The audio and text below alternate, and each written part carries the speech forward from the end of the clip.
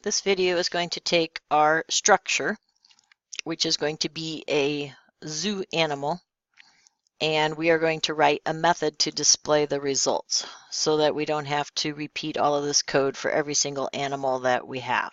So I've started by setting up a prototype. It's a void, so it's not going to return any values. It's going to be called showAnimal is my method. And then we're going to pass in a zoo animal structure. So I'm going to be writing a function to output the zoo animal is what I'm doing. That function is called showAnimal.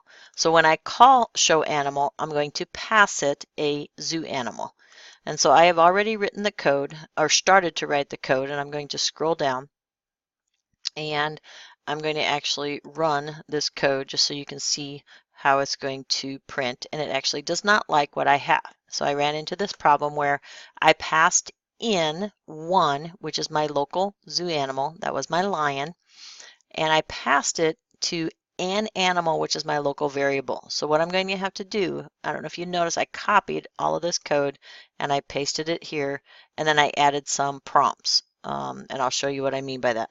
But what I need to do is I can't use 1 anymore because my local zoo animal is an animal. So I'm going to use an animal. And so if I do this and I go ahead and hit run, we're going to cross my fingers that this works okay.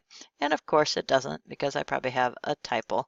And I do. It's not an animal, it's an animal. So let's try that and execute again, so that we kind of get an idea of how this is going to be outputting. And so I've got my report here, animal data summary is my header, that's what we call, and I outputted some fancy stars. So if you don't remember how to do that, you can assign a row of stars by using the stars.assign. And it's not necessarily stars, it's whatever variable you have here. So I just use stars as my variable name, and then I assign it 25 asterisks. And so that's kind of a nice little feature that you can use. But here's what I want to show you is I need to change all of these 1 dot, 1 dot, 1 dots to an animal. So if I do a control F, which is find, I can say I want to search for 1. If I click on the plus, I want to then replace it with an animal. Now be careful, I don't want to replace all because that would replace the ones up here. So I'm going to search one at a time. So I'm going to use this arrow key, and it's finding, if you look, you can barely kind of see it, but it's actually going through and finding all of the ones. I'm going to ignore all of those, but when I get down here, I want to replace. I'm going to replace and replace and replace, and I think I might have got all of them. So now what I can do, I'm going to go ahead and close that, and I'm going to comment out then these lines so we can see if our code's going to run. So it's kind of a nice little feature to do that find and replace when you're rewriting some code. We'll click run and see if it executes, and there is my data for my animal. And remember, I am wanting you to copy. Let me just get that part of the code. So I'm going to copy that and paste your executions. You should always give me what your code is outputting below your main. Okay, and so that's an example there of the execution. And so that's a nice little way to write a method. Now, what your textbook talked about, or the PowerPoint slides from chapter 11 talked about when it talked about this, when you pass in a structure, it is inefficient with memory and space to actually pass by value, which is what this particular piece of code is doing right now. This is doing pass by value. And I'm going to go ahead and delete out this code. Now I don't need that. Passing by value means that it copies this whole entire structure into an animal. So it literally copies the animal ID, the name, the species, the weight, the location, and I actually forgot the name of the location. I forgot one thing here. So I need to see out my enclosure name, and I notice I just had a typo on the previous enclosure. We'll fix that so that we get all of the data for our animal properly. And I'm going to do an animal dot location.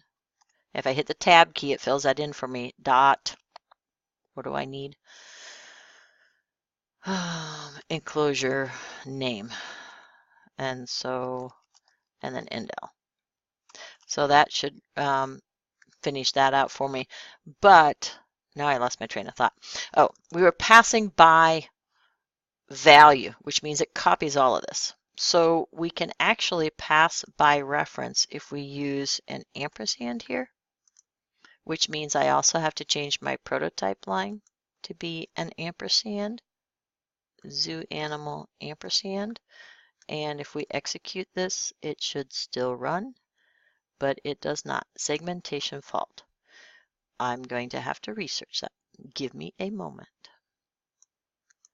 My investigation led me to the conclusion that it is my use of the stars.assign that is throwing that error. A segmentation fault with some type of a memory error. I'll be honest, I haven't actually discovered everything that was wrong, but I did fix the fact that we can pass this by reference. So if I click run, and it should execute here, I am outputting the animal data summary and the ID number. And then if I comment out all the other couts here while I was testing it and just make sure that I don't use my stars, then it should execute. And then there's one more thing that we are going to mention here when we do the pass by reference. Pass by reference is more efficient with memory because it passes basically a pointer to this data, so it doesn't copy the data over. So it's more efficient with memory and it's more efficient with time, basically, in execution.